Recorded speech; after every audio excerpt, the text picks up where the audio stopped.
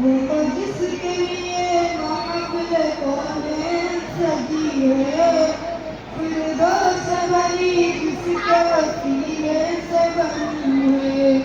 وہ جس کے لیے محفل کونین سجی ہے،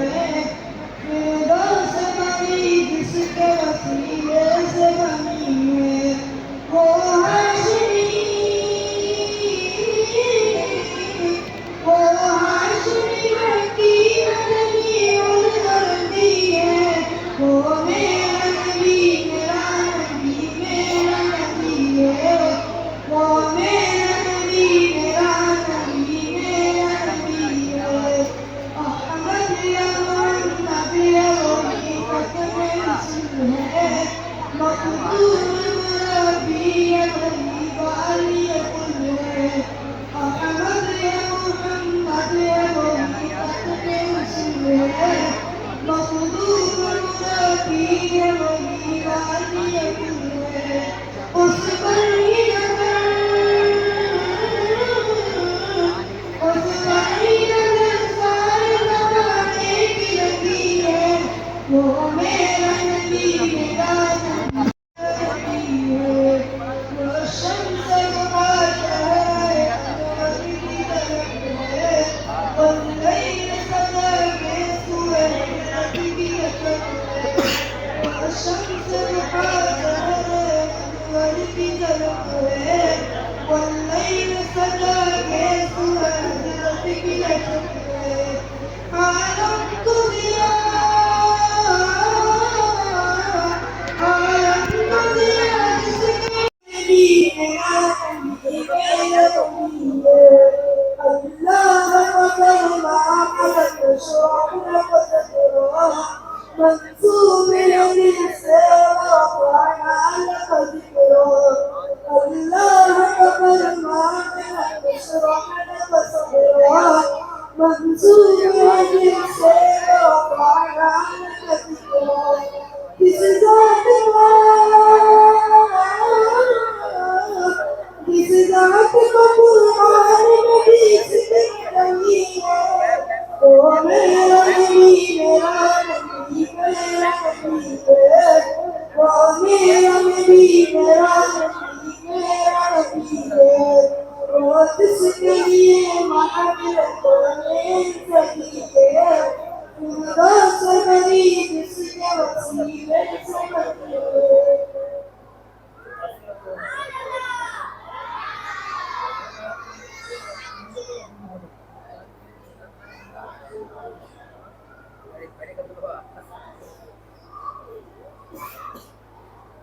یا رب صلی علی سیدنا صلی علی محمد، یا رب صلی علی سیدنا صلی علی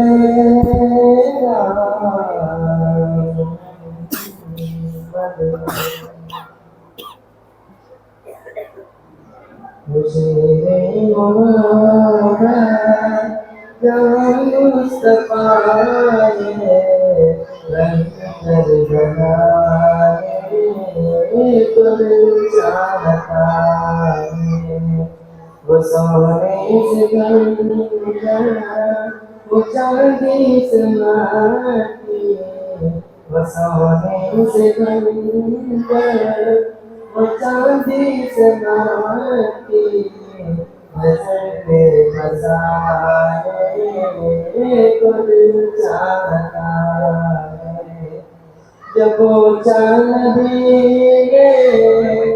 کچھ درد چھوڑا تو صدیق اکبر کی آنکھوں پہ آیا، جب وہ چاند دیے کہ کچھ درد چھوڑا تو صدیق اکبر کی آنکھوں پہ آیا،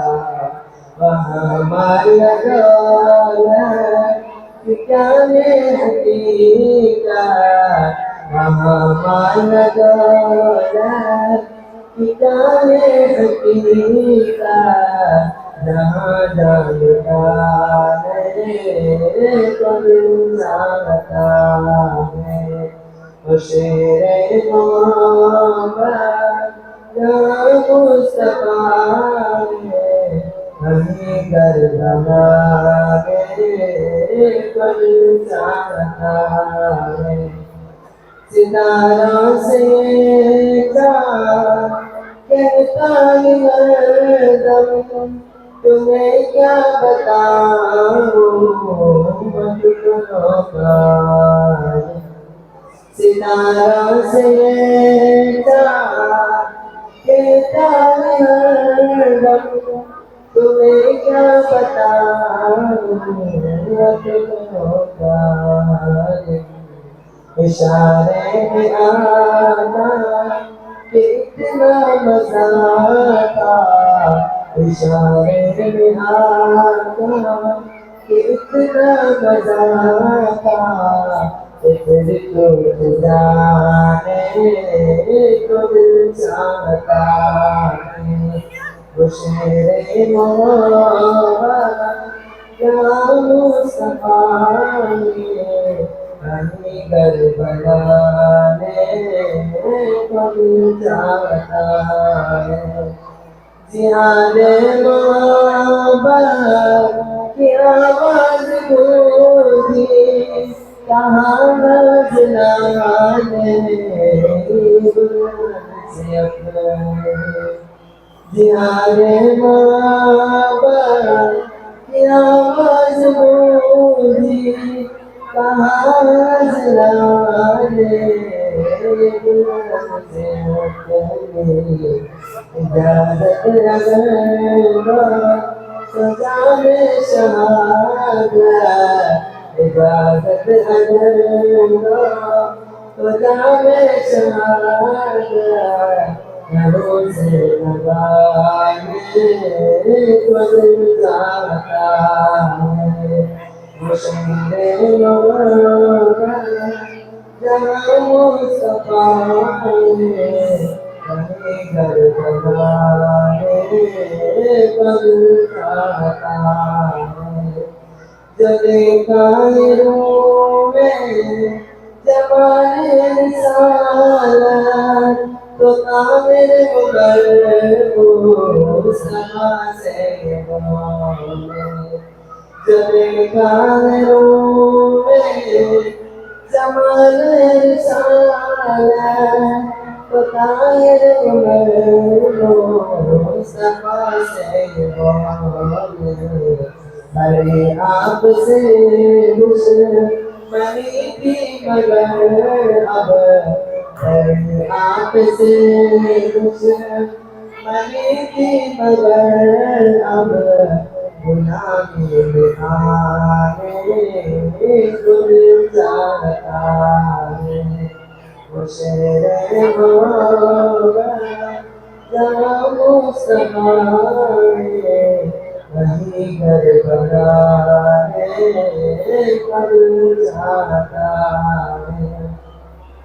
ورنہ جو میری لگاتا یہی پہ لگاتا کہ میرا ورنہ جو میری لگاتا یہی پہ لگاتا میرا بابا میں پانی کا پیاسا نہیں ہوں بابا میں پانی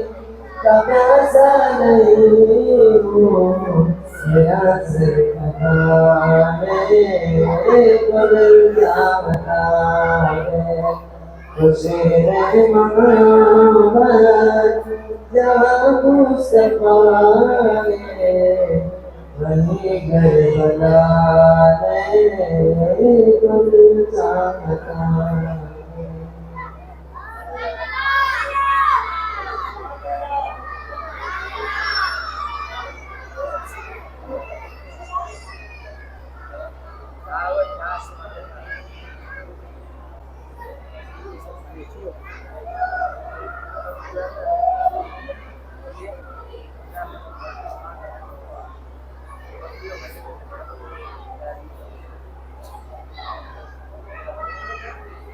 الحمدللہ رب العالمین والصلاة والسلام علی سید الانبیاء والمرسلین۔ بارگاہ رسالت کے ایک عظیم الشان شاعر حضرت عبداللہ بن مسعود حضرت عبداللہ بن مسعود رسول پاک صلی اللہ علیہ وسلم کے عظیم صحابی بھی ہیں اور شاگرد بھی ہیں۔ انہوں نے بطور شاگرد ہم سب کو دو سبق دیے۔ کتنے سبق؟ دو چیزیں ہر شاگرد کے اندر ہونی چاہیے اگر وہ کامیاب ہونا چاہتا ہے۔ اگر وہ تو ان کے پاس کتنی چیزیں ہونی چاہیے؟ حضرت عبداللہ بن مسعود رضی اللہ عنہ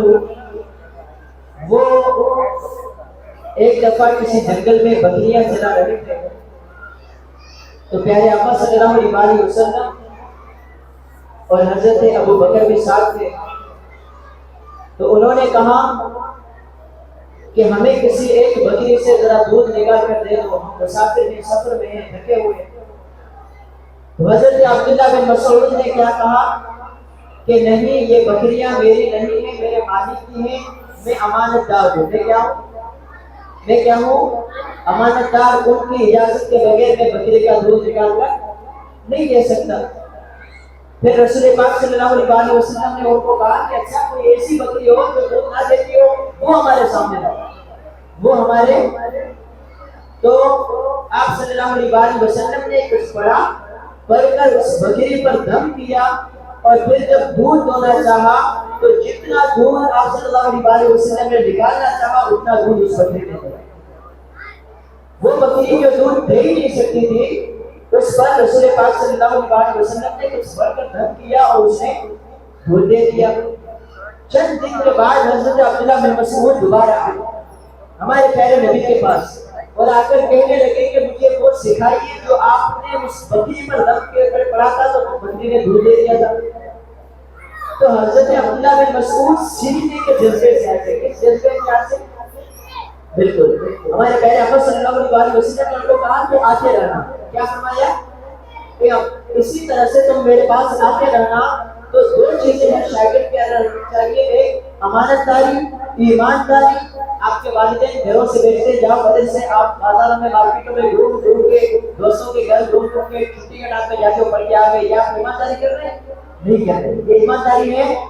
نہیں ہے۔ یہاں آ کے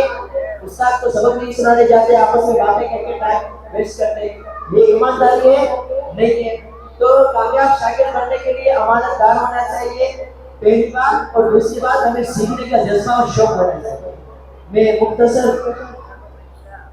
اظہار خیالات کے لیے حضرت علامہ مولانا سائیں محمد خان رائلی ان کو دعوت دوں گا، وہ آئے اور آپ حضرات کے سامنے چند نصیحت آموز باتیں ارشاد فرمائیں۔ نعرہ تکبیر، نعرہ رسالت، تاجدار ختم نبوت، ہر صحابی نبی۔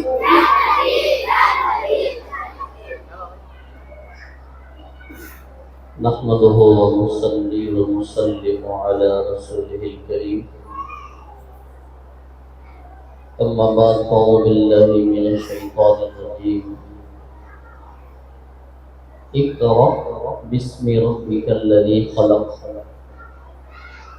صدق الله مولانا العظيم وصدق رسوله النبي الكريم،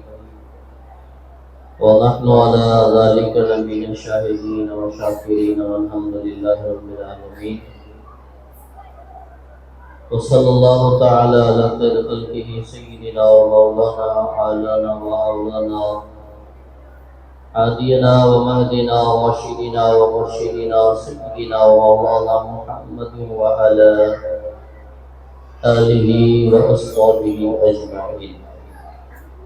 حمد و ثنا کے بعد میرے نہایتی واجب الاحترام استاد محترم سائیں عبدالرحمن نعیمی دامت برکاتہم العالیہ اور ہمارے پیارے دوست محمد علی جوکر صاحب اور محمد سلطان جوٹو صاحب اور میرے طلباء طالب علم ساتھیوں، السلام علیکم ورحمۃ اللہ وبرکاتہ۔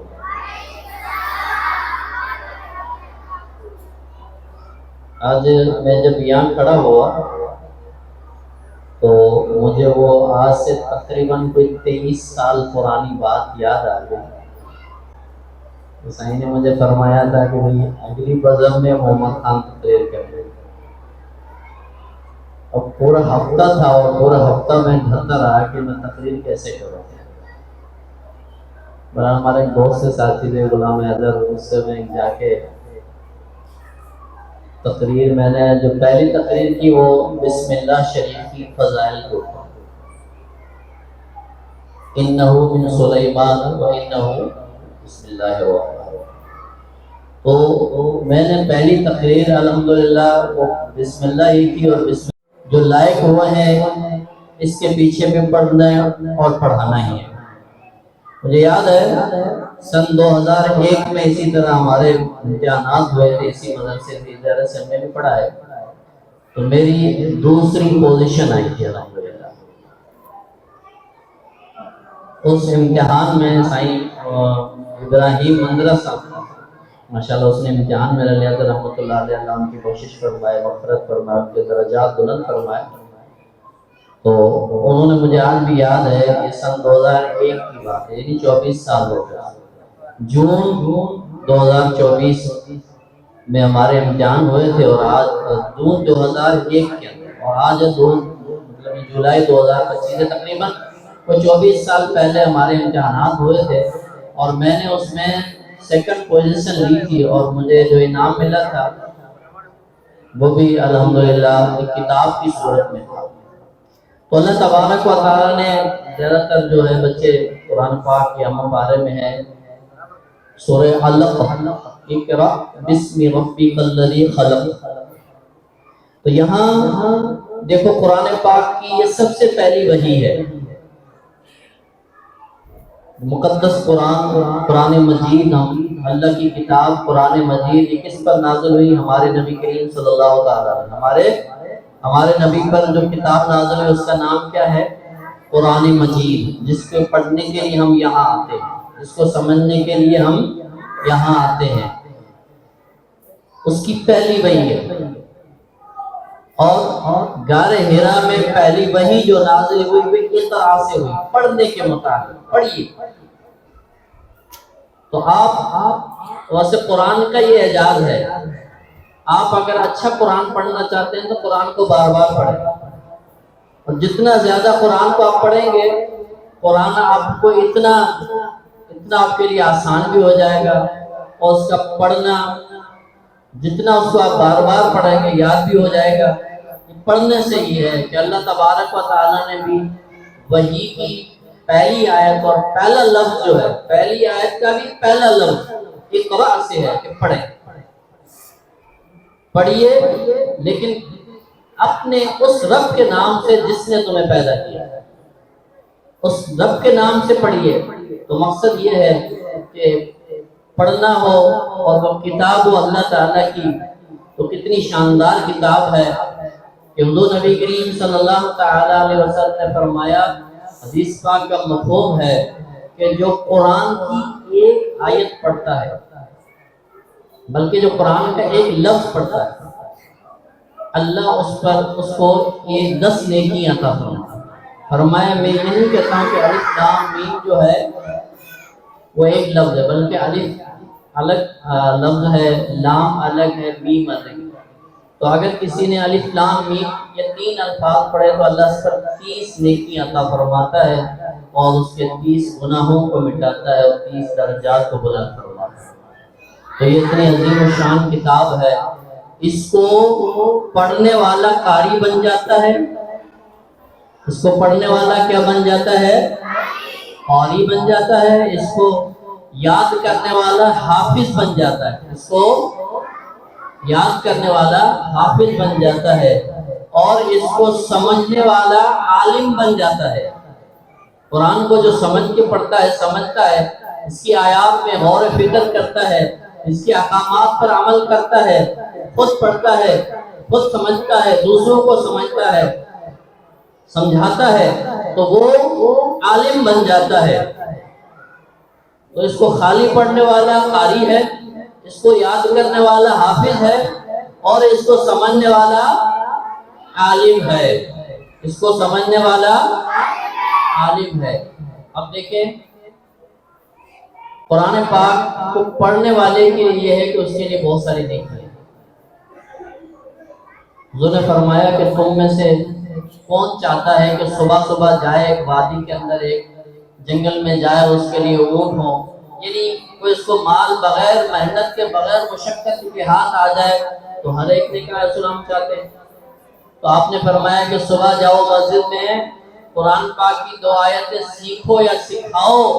یہ ان اونٹوں سے، اس مال سے بہتر ہے جو دنیاوی مال ہے۔ تو دیکھیں ساری دنیا کی متاع سے قرآن پاک کا متاع بہتر ہے، سامان قرآن کی دولت بہتر ہے۔ اور پھر یہ قرآن ایسا دوست ہے حدیث پاک کے مفہوم کے مطابق کہ قرآن دنیا میں بھی انسان کا قرین ساتھی ہے۔ دنیا میں بھی جب ہم قرآن کو پڑھیں، اس کے تعلیمات پر عمل کریں، اس کو سمجھنے کی کوشش کریں، تو وہ ہمارا دنیا میں بھی دوست ہے۔ اور قبر میں بھی بندہ جب جائے گا، ظاہر بات ہے ہر انسان کو مرنا ہے، اور وہ قبر میں جائے گا تو قبر میں بھی قرآن اس کے ساتھ ہوگا، اور محشر کے دن، قیامت کے دن بھی قرآن انسان کے ساتھ ہوگا، مسلمان مومن کو کے ساتھ ہوگا، جو اس کو پڑھتا ہے قرآن اس کے ساتھ ہوگا۔ تو قرآن کے بہت سارے اعجازات ہیں، قرآن کے بہت سارے معجزات ہیں۔ پہلے زمانے میں جو کتابیں آئیں، خاص طور پر 3 کتابیں قرآن سے پہلے، توراۃ، زبور، انجیل، لیکن ان کی تعلیمات ختم ہو گئی۔ آج نبی کریم صلی اللہ تعالیٰ علیہ وسلم کو اس سال جو ہم جشن عید میلاد النبی منائیں گے،